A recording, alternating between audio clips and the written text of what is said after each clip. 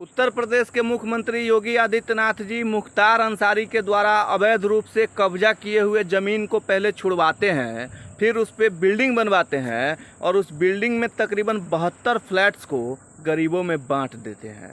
ज़रा सोचिए कितने ऐसे मुख्यमंत्री हैं जो माफियाओं के चंगुल से अवैध रूप से कब्जा किया हुआ ज़मीन को छुड़वाता हो और उस पर बिल्डिंग बनाता हो और उस बिल्डिंग को गरीबों में बांट देता हो। ये काम सिर्फ और सिर्फ योगी आदित्यनाथ जैसे लोग ही कर सकते हैं। जरा सोचिए, मुख्तार अंसारी जिसका कभी तूती बोलता था, उस मुख्तार अंसारी को मिट्टी में मिला दिया गया और उसके द्वारा अवैध रूप से कब्जा किए हुए ज़मीन को भी छुड़वाया गया और उस पर बिल्डिंग बनाया गया और उस बिल्डिंग के एक एक फ्लैट्स को तकरीबन 72 फ्लैट्स को 72 गरीब लोगों में बांट दिया गया।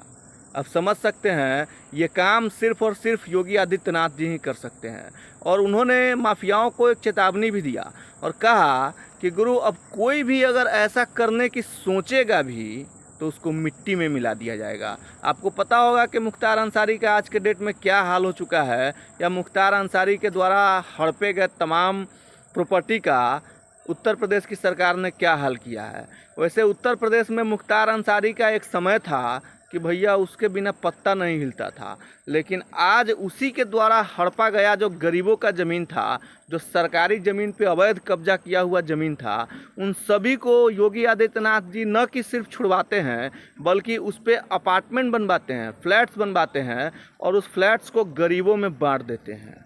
मतलब ये काम सिर्फ और सिर्फ योगी आदित्यनाथ जी ही कर सकते हैं गुरु, वरना कितने ऐसे मुख्यमंत्री हैं जो इस तरीके के काम को अंजाम देते हो। भाई साहब, गर्व कीजिए कि ऐसा मुख्यमंत्री उत्तर प्रदेश को मिला है। शायद आने वाले भविष्य में वो प्रधानमंत्री भी बन सकते हैं। वैसे आप क्या सोचते हैं योगी आदित्यनाथ जी को लेकर के? 2 शब्द जरूर लिखिएगा।